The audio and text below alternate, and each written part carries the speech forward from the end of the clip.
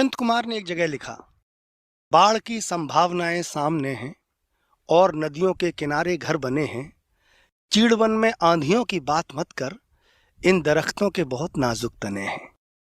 बहुत नाजुक संवेदना के लोग जब इस तरह की घटनाओं से गुजरते हैं तो उनके अंदर का जो एक मर्म होता है वो किस तरह से छत विछत हो जाता है, घायल हो जाता है।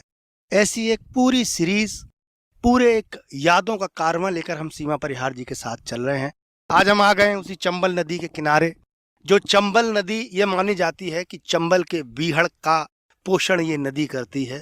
ये हजारों किलोमीटर तक फैले हुए पेड़ पौधे, जंगल, इन सब को ये नदी ही जीवन दान मुहैया कराती है। लेकिन यही नदी बहुत सारे इंसानों को भी जीवन देती है।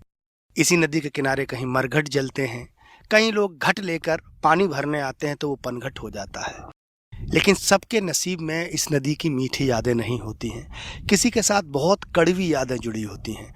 हमारे साथ हैं बिग बॉस फेम 18 वर्षों तक चंबल के बीहड़ में जिन्होंने डकैत का बहुत ही दर्दनाक जीवन जिया, सीमा परिहार जी। आज वो एक ऐसी जगह हमको लेकर आई हैं जो जगह उनकी यादों से बहुत बहुत वाबस्ता है, बहुत जुड़ी हुई है। सीमा जी, आपका बहुत बहुत स्वागत है। Thank you sir. Seema ji, आप मुझे यहाँ लेकर आए, इसके पीछे कोई विशेष कारण?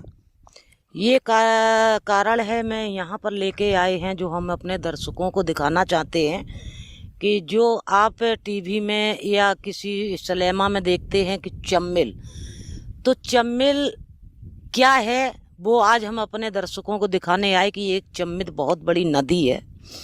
और ये चम्मिल का जो किनारा है, जालंग वालंग सब गांव बसे हुए हैं। और आज जो है कि हमने ये 18 साल नहीं मनोज जी, हमारा चम्मिल क्षेत्र में आंखें खुली हुई हैं।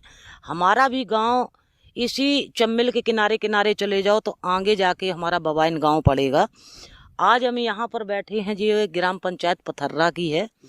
और वो जो दशक में जब मैं अपहरण हुआ था, जब हम एक बागी का जीवन काट रहे थे, तो ये आज सामने जो आपको दिखाई दे रही है चम्मिल नदी, ये हमारे सबके लिए बड़ा एक आसान थी और एक जीवन देती थी। क्यों देती थी कि इसका हमने पानी भी बहुत पिया है और नहाया भी बहुत है। और जब हमें जालंग से बालंग अक्सर करके दूसरे तीसरे दिन जाने पड़ता था तो हम लोग जब कम, जैसे आज के सीजन में है कम पानी रहता है तो हम लोग तैर के निकल जाते थे। दिक्कत पड़ती थी तो कब पड़ती थी कि जब चौमास आ जाता था, बारिश का पानी होता था, नदी बाढ़ पे आ जाती थी। जब कम बाढ़ पे रहती थी तो यहाँ के पहले घाटन का ठेका उठता था जो मल्लाव लेते थे ठेकेदार। तो इनसे काहिश रहती थी कि जो मल्लाव घाट चलाता है कि आप अपनी नाव पे पतवार और जो एक लग्गी बोली जाती थी बांसा की होती है, वो नाव पे रखिए।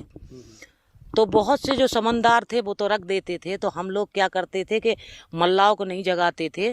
तो जैसे लाला राम थे और लड़का थे जी, नाव खेल लेते थे, कितना भी चढ़ी दरिया हो लाला राम नाव जालंग से बालंग लगा देते थे।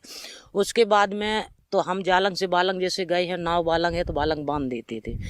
और जो आदमी पतवार नहीं रखता था और जिसकी अगर नाव हम ले गए, जैसे हमने कहीं से हरा बांसा काट लिया, बांसा के सहारे से हम बालंग तो उतर गए, तो फिर गुस्सा में नाव ढील देते थे। तो बह के कहूँ कालपी पकड़ी जाती थी, कहीं कहीं पकड़ी जाती थी, क्योंकि वो तो धार में जब बही चली गई वो तो दूर को भागेगी। तो जब ले आते थे 10 दिन 15 दिन में जब लेके आते थे, जब कहते थे हमारी किसी ने नाव ढील दी, तो बाद में उनको समझाते थे उससे कह दो कि पतवार